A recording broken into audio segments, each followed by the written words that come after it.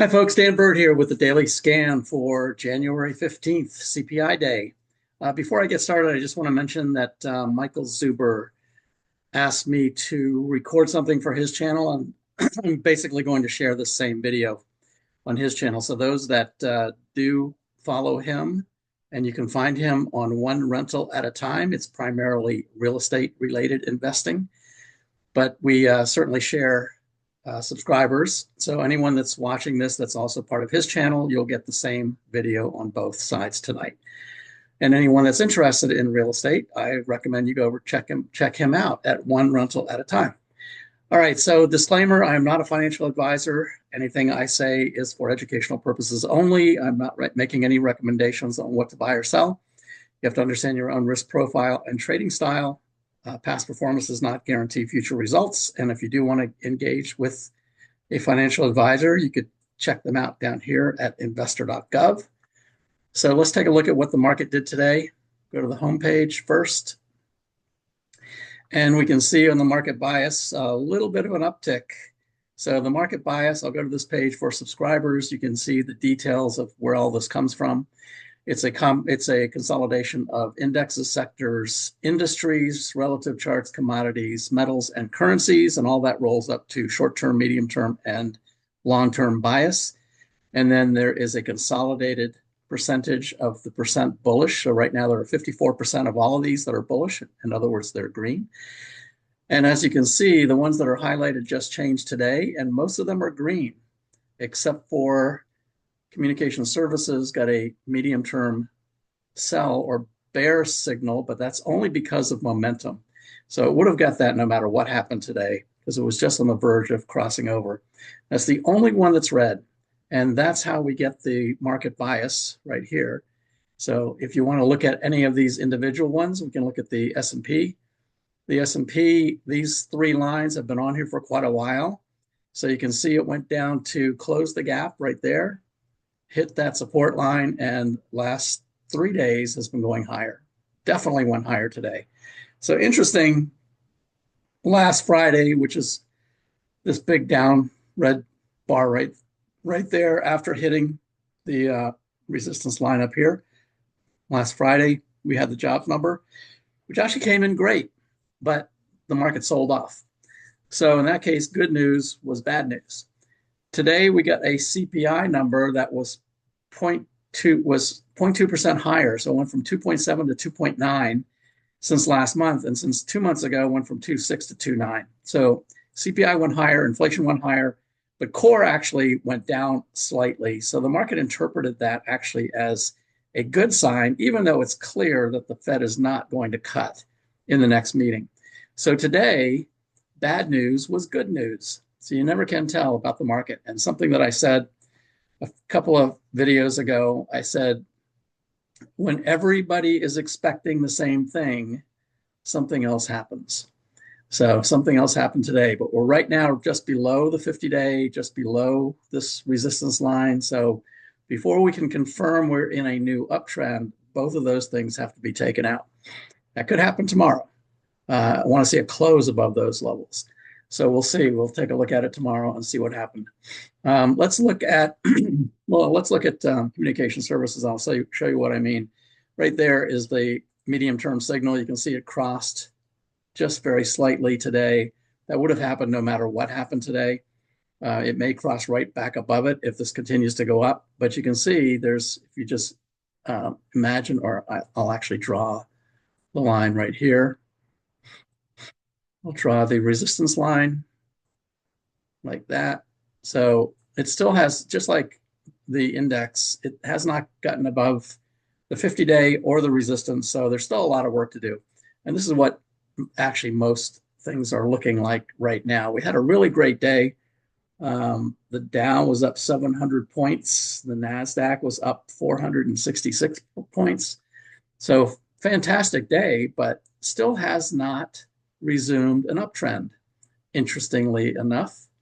And in fact, if I take the same one right here and duplicate it, we can drag this down the same slope right down there, and you can see the channel that we're in.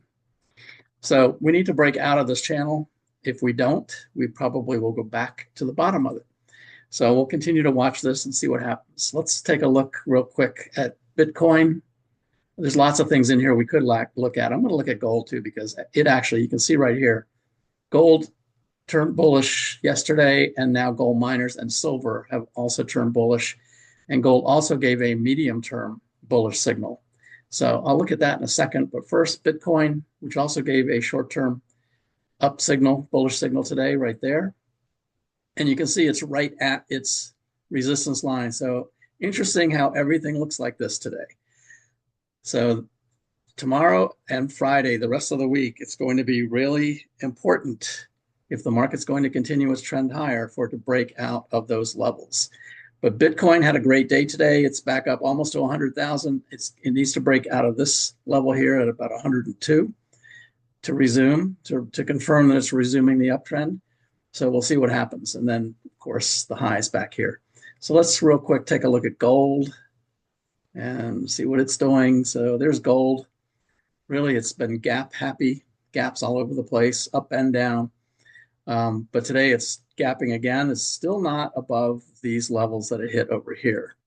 So again, resistance, just like everything else. It needs to prove that it can get above those, but looks pretty good. So there's the medium-term signal right there, the 21 crossing the 50.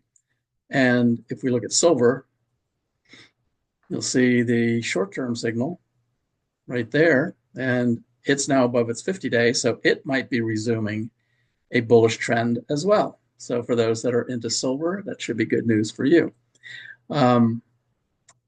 That's it. All I want to talk about there. One thing I want to mention, because I had a subscriber ask me if there was any way to track option spreads, any kind of document that helps track those. And I actually do have that on the options page for anyone that is our subscribers. Right down here underneath this book recommendation, mean reversion trading, which is all about spreads, mostly debit spreads. Right down here, option spread tracker. This is a way you can track your trades. So this is right here, option spread worksheet. It then will download an Excel file, and I'll show you what that looks like. It's sort of like the daily scan that we've looked at before. So there's what it looks like. These are actual spreads, actual options trades that I've done. I haven't done too much lately. In fact, I haven't done much at all in trading, waiting for the market to really confirm that it's in a new uptrend. But you can see, it shows gains and losses. It shows you whether you're doing a credit or a debit spread. There are little help indicators right here that explain how all of these things work. And the green and red tells you whether it's a positive or a negative trade. So whether we made money or lost money, basically.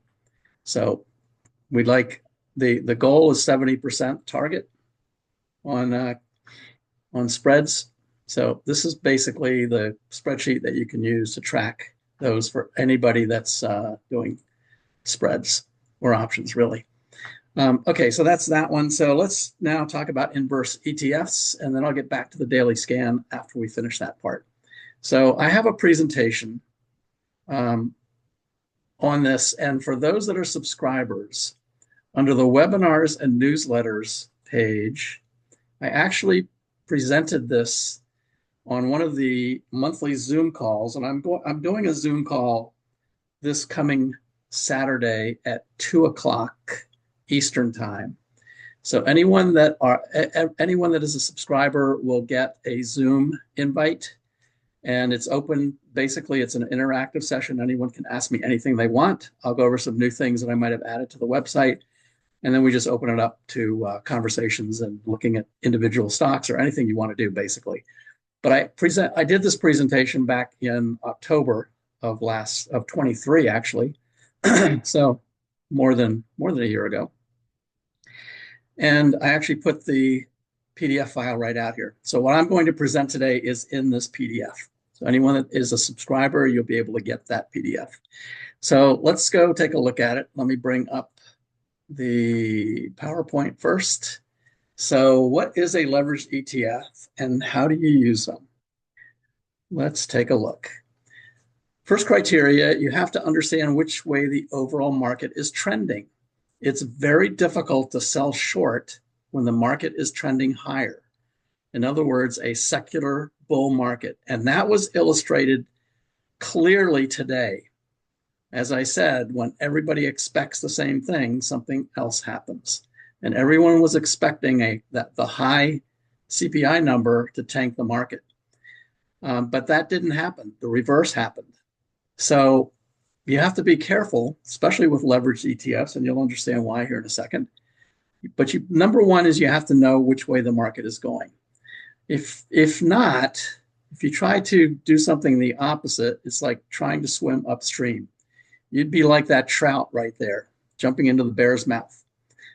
So let's take a look at what is a leveraged ETF. It's an exchange traded fund that uses financial derivatives and debt to amplify the returns of an underlying index. So in other words, it's using options, futures, and debt to amplify the returns. Leveraged ETFs are available for most indexes, such as the NASDAQ 100, the Dow, as well as the S&P and others as well. In fact, there are actually leveraged ETF now for some of the Magnificent Seven. There's some for NVIDIA, for instance, and Tesla. You can do both leveraged as well as inverse ETF for both of those stock symbols and others. Key takeaways. While a traditional ETF typically tracks the securities of the underlying on a one-to-one basis, a leveraged ETF may aim for a 2-to-1 or a 3-to-1 ratio. So that means if, for instance, the NASDAQ 100, the QQQ, goes up 10%, then the 2X goes up 20% and the 3X goes up 30%. But it's a double-edged sword, meaning it can lead to significant gains, but also lead to significant losses. So if it goes down 10%, then it also goes down 30% if you're using the 3X. So always keep that in mind. Here are some examples of NASDAQ 100 leveraged ETFs. So the underlying in this case is the Qs. QLD is the 2X, TQQ is the 3X. Then on the short side, PSQ is the unleveraged or one time.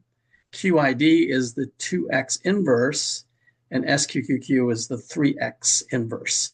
So that's an example for the NASDAQ 100. There's the S&P, the same ones.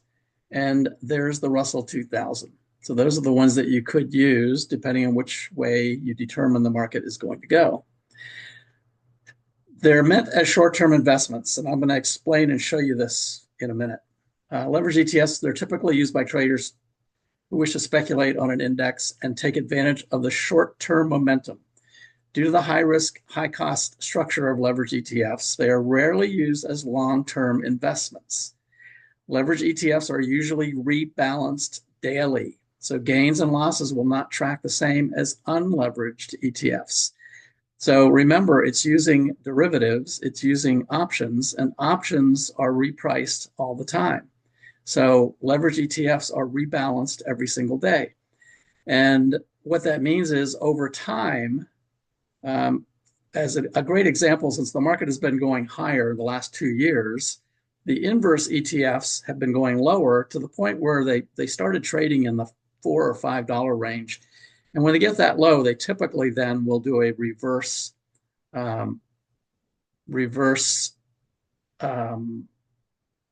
leverage. And all of a sudden they'll be 10 times. So you reduce your number of shares by 10 times or divide it by 10, and the cost will go up 10 times. So you have to be careful of that. Options contracts have expiration dates, usually traded in the short term. Difficult to hold long-term investments in leverage ETFs because the derivatives used to create the leverage are not long-term investments. As a result, traders often hold positions for short periods of time. So keep that in mind. It doesn't mean you can't, if you pick the direction correctly, like if you had been in a leveraged long ETF for the last 2 years, they would have done really well. So pros, leverage ETFs offer potential for significant gains. You have a wide variety of securities to choose from, and you can make money when the market is declining using the inverse ETFs. The cons are they can lead to significant losses if you're not right on direction. They have higher fees and expense ratios, and are not meant as long-term investments. So I'm going to show you an example of what happens with a leveraged ETF. So we're using the underlying here, which is the Qs. And in this case, this is a declining leverage. This is a long example with declining leverage. So what that means is it trades sideways for a period of time, and then it goes up. So even though if you jumped in here and you get out over here, it went sideways, actually went down first and then came back up. So the 1x unleveraged for the underlying was up 8% for this whole period. So the 2x you would assume would be up 16%, and the 3x you would assume would be up 24%, just taking 2 and 3 times that number. But let's see what actually happens. In the case of the 2x, it was only up 14%. I'm sorry, the actual was 16%. So it's down 2 and what you were expecting was 16%, sorry. The actual was 14%. So it was actually down almost 2.5% from what you would have expected it to be using the 2x. Now, certainly 14% is much better than 8%. So you would have still made money. But you have to understand that just because it's 2x does not mean it's going to actually be 2x. We look at the 3x, the same thing. You would have assumed that the 3x would have been 17.6, actually would have been 24%, but in actuality it was 17%. So down almost 7% from what you would have expected for the 3x. And that's because the index that it's based on, the underlying, went sideways for so long and then went up slightly right at the end. So that's why you really have to understand the direction of the market. Let's look at one for compounding leverage. So in this case, it's just going up. So that's the ideal situation. That's what you want. In this case, 1x is up 20%, 2x would have been 41%, 3x would have been 61%. But what actually happened? Now, in this case, because it's compounding leverage, it's actually almost 2% higher than what you would have expected. So 441 is what you thought you would get. You actually ended up with almost 43%. And that's because you picked the direction correctly. It went up the whole time, or pretty much the whole time. For the 3x, the same thing. It's up more than 6% of what you thought it would be. You thought it would be about 61% higher. In actuality, it was 67% higher. So this is an example and a good explanation of why you really need to understand what direction the market is going before you get into one of these leveraged ETFs. Now, let's take a look at the other side of the coin. Short example, or an inverse ETF with declining leverage. Now, in this case, yes, it went down, and it actually did end lower than it started, but mostly it went down in the beginning. So it went up, and then it went all the way down right here. So in this case, down almost 3.5%. 2x, you would have had a gain of almost 7%. 3x, you would have had a gain of 10%. Remember, the inverse ETF goes up when the underlying goes down. So that's the 2x of that number right there. But let's take a look at what the 2x actually did in this case. In this case, it was 1% lower. So instead of up almost 7%, it was up just about 6%. So a little less than 2%, or a little less than 2x. The 3x, the same thing. You would have expected on the 3x that it would be up 10%. It was actually up about 8%. Now, it's certainly 8% is better than being down 3.5%. So obviously, you're still making money in this case. You just have to understand that depending on how the underlying index actually trades does not necessarily mean you're going to make 2 or 3x. Still make a nice profit, though. So let's take a look at one for a compounding leverage. Now, this is what you typically would want. You want to get in up here at the high and have it go down the whole time. And that's what's happened in this particular case. So in this case, the market was down 12%. The 2x you would expect to be up almost 25. The 3x up almost 37. Let's see what actually happened. In this case, the 2x was up 28%. So 3% higher than what you would have expected. In this case, because you picked the direction correctly, you actually make more than 2x. Same thing with 3x. In this case, almost 6% more than what you would have expected. So the 3x, you thought you might get 37%, but in reality, you actually got 43%. That's why it's so important to really understand the direction it's going. So in conclusion, don't swim upstream. If you're going to get into leveraged ETFs, you have to be very confident of the direction that it's going. And I can't stress that enough. Whether it's the 2x or the 3x, really understand the direction first before you jump into it. And if it is a consistent bull market like we've had the last 2 years, then you could stay in for quite a while and make a lot of money, especially with the 3x. But if we get a choppy one that goes sideways, as you can see, you're not going to make 3x. So you have to be careful with it.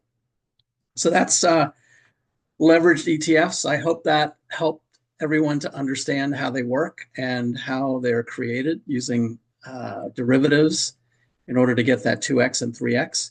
They can be very powerful if you understand the direction of the market. And that's where technical analysis really comes in. All right. So the last thing I want to do today, and by the way, that presentation for subscribers is right on the webinars and newsletters page. It's right here for this. I did the same session back here, a little bit longer, but back here in October 23. All right, so finally, I want to go over here to ACP, and I'm going to show you the scan. I haven't added anything to the daily scan worksheet yet. I probably won't until next week to see how things shake out by next week. Market is closed on Monday because of Martin Luther King holiday.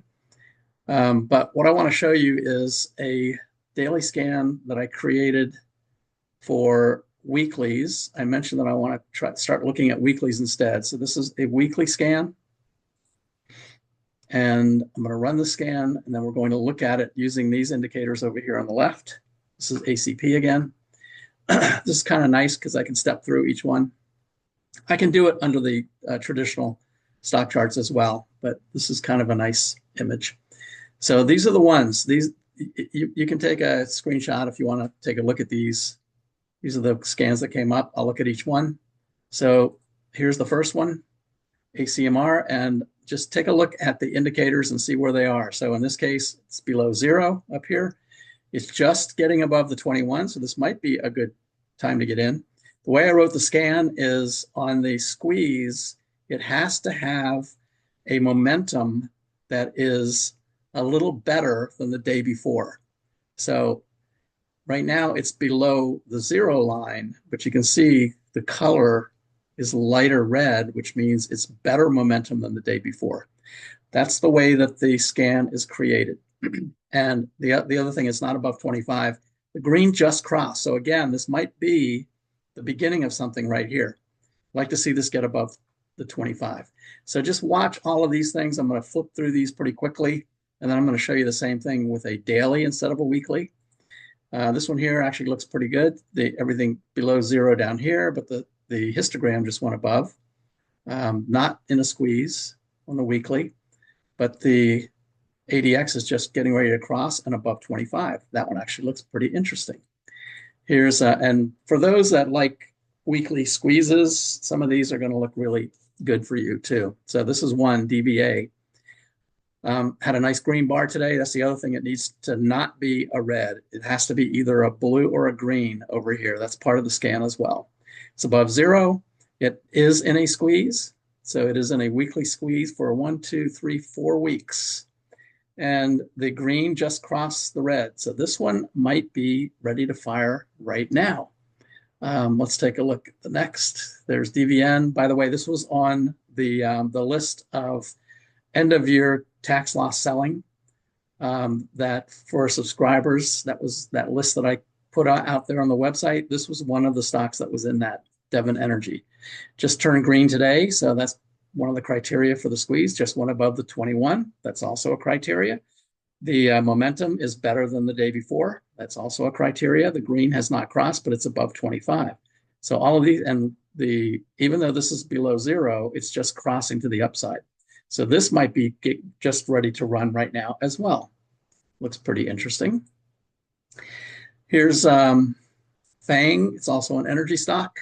So above the 21, but below the 50. You can see very similar.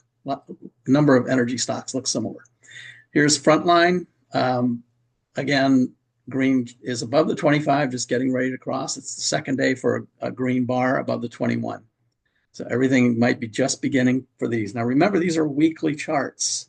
So these are typically used for longer term, people that want to stay in it for a while. So this could continue. So if this made it all the way up here to its previous closing high, which is right there, then this could take 3 or 4 weeks to get there. So this is a longer term trade. So it's above the 21. It's just getting ready to get back above zero. The momentum is a little better and the green is above. So look at, there's only a few more here. This one's been in a long squeeze. That is a really long weekly squeeze. So for those that like squeezes, this one is ideal. You can see how flat this has been. The green is not above the red though, and it's below 25. So for those longer term investors, you probably want to wait for it to break out above its squeeze at about 81 before you think about that. Qualcomm, look at how long the squeeze has been for this one. 2, 3, 4, 5, 6, 7, 8, 9 weeks. A 9-week squeeze that looks like it's going to fire to the upside. And the reason and part of the scan is that I want the momentum to be better than the day before. In this case, it's been better since all the way back here in October, except for one day was a little bit worse. It's not above 25 down here yet, though. So this is one you might want to wait a little bit on, or if you want to take the risk, get in now. So Qualcomm looks pretty good. This is a biotech stock. This one is a little. There's huge volume right here. So very volatile, which is typical of biotech. So you have to have the stomach for biotechs, but it's above the 21, green line above the red. This may have already started its run. And Tandem, similar right there. This one looks interesting. And I think the last one is TNK. TK Tankers, green hasn't crossed yet down here. And it's not in a squeeze. So that's what that one looks like. So let's real quick, I'm going to close these. I'm going to now look at the similar thing, but on the daily instead. So now I'm going to switch this to a daily. I want a daily squeeze with ADX. And we're going to do the same thing, but now remember this is on a daily chart. So we're going to look for the same things. We want the green to be above the red and above 25. We want the momentum to be increasing. I'm going to run the scan and see what we get. There's a lot more on this, so I'm going to go through these very quickly. So just keep an eye on all of the things that I mentioned before. The only thing that I will caution you is a number of these look similar to this. So that's a black candle, which means it closed lower than it opened, and it has a long tail. So that's also a shooting star, which typically is a reversal candle. So that's one you just have to be careful of. And there's actually quite a few of those I've seen today. So here, I'm going to go through these pretty quick. So there's that one. There's three. Look at that 3-day squeeze down here. So still needs to cross right there, but looks like it might be setting up. Here's Amazon's on the list. We're just going to look at App Loving. This has been on the top of the top 10 list. Look how long that squeeze is right there. 1, 2, 3, 4, 5, 6, 7 days. 7-day squeeze and just crossing down here. So this one might be firing any minute now, any day now. There's Bill, long squeeze there. Berkshire Hathaway is on the list. Look at that squeeze. 1, 2, 3, 4, 5, 6 days. Above the 21, just about ready to go over the 50. And the green just fired as well. So this one looks like it's just firing. it's actually going to go above zero probably tomorrow if this keeps going up. So Berkshire Hathaway actually looks really good. What else do we have? Carnival is on the list. There's what Carnival looks like. Clean Spark. So watch for the reds down here. So this was in a squeeze back here, but this one fired to the downside. So just because it's a squeeze does not mean it's going up. That just means it's squeezing. In this case, it fired to the downside, and that's why I want momentum to be increasing, not decreasing like it did over here on this side. So just some things to watch. Coinbase. That's what that one looks like. Needs to get above the 50, but looks like it's just getting ready to move higher. Here's CrowdStrike.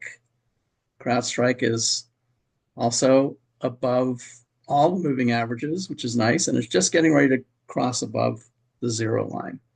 And the green crossed the red, just getting ready to go over 25. Carvana, which actually had been shorted, heavily shorted back here. So this might be short covering starting today. So Carvana is interesting. DocuSign, no squeeze down here, and it's got some work to do, but looks interesting. GoDaddy, this has been on the top 10 list before. Look at that long, just a short squeeze right here, but it's been in a kind of a sideways channel, just hit the 50-day and started to move higher. Gilead Sciences, long squeeze back here. It looks like it's just starting to fire actually right now. So that one's starting to move higher. Goosehead Insurance has been on the top 10 for a while. Here's HIMS. So that one, no squeeze down here. Hovnanian, home builder, no squeeze, but it's just getting started. But you can see a black candle right there. It's got a lot of work to do to get above the 50. What else? This one here was actually on the weekly also. So anytime you get one that's on both scans, you might want to pay attention to something like that. IoT, good software company. Look at the squeeze on that one. 2, 3, 4, 5 days. 5 days squeeze on the software. What else? LSSC, there's a semiconductor starting to move higher. Needs to get above the 200-day. Needs a little more work, but it's almost there. What else? You can see quite a few of these on the daily chart. This has been an interesting one. It's long, big gap up right there, and then a long squeeze. Look at how long this has been in a squeeze. Quite a long time. But pulled back today. So that's a failed breakout right there. It couldn't get above the 50. Be a little bit careful on that one. What else? What else is interesting in here? VRTX. Seen that one before. That big gap down. That's probably earnings right there. Well, no, earnings is back here, so I'm not sure why it gapped down. There's some news that happened right there, but it looks like it's trying to fill the gap. So I'm not too convinced on that one. It's a biotech again, so lots of volatility. Zillow in the real estate group, same thing, starting to move up. The green just crossed the red. Needs to get above the 50 and needs to get above zero. But this is very similar to what a lot of these other ones look like.